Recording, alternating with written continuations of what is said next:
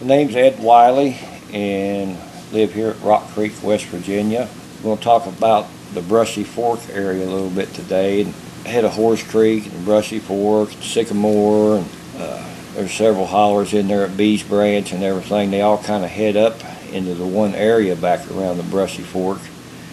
And there's a place back there folks used to go called the Amble Rock. And it's kind of a campsite. I'm pretty sure around July you could go up there and sit, and it was like the annual bear gathering up there. You'd see a mommy come through with one or two cubs, and you can look off and through the woods there or something, and you could see maybe a big boar bear or another mommy with 3 or 4 cubs. It seemed like it was just all day long. I remember in 1982 I went back there, and it was the first time I'd ever been back in there, and I didn't know that Clear Fork Road wrapped around, come into the Sand Lick area, and how Route 3 laid around here. I didn't know none of that, and I just thought it was the biggest place in the world that I'd ever seen. Like, what did I just find? Wilderness, big dark timbers down in there, and the woods was real black, and you could hear water running down in there, and people haven't actually lived back in there probably 60, 70, maybe 80 years. But the whole area is full of laurels. It was real thick, and the bears had tunnels through them. What's going on today, at the Brushy Fork, of course, that whole area has just about been stripped out now, and that's all been taken away.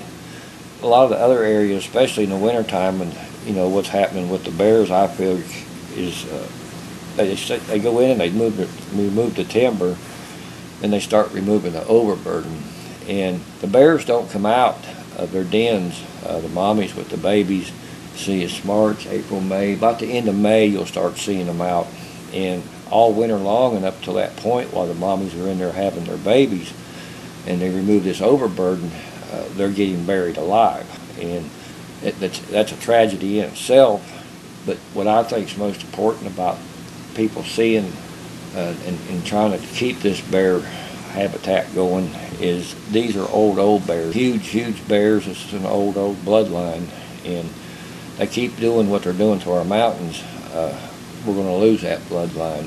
They don't have the refuge to keep back and stay away from man like they used to. The DNR says we got plenty, and we're starting to even have trouble bears, but I think they're getting pushed out. And yes, we still have a few bears around, quite a few yet, but if we keep up what we're doing in the mountains and burying the mommies alive, it'll be no longer.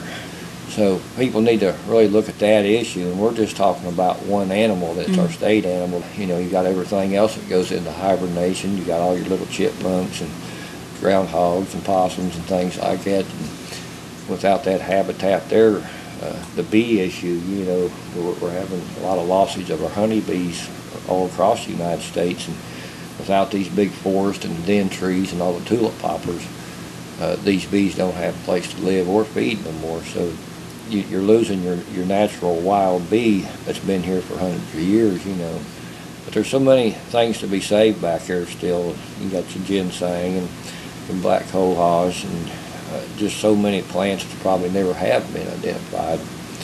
There's a lot of stuff back in there. But the Brushy Fork area, it's sad what's happened there. It's been destroyed and probably never can be returned back to what it was. There's no doubt in my mind that will never happen.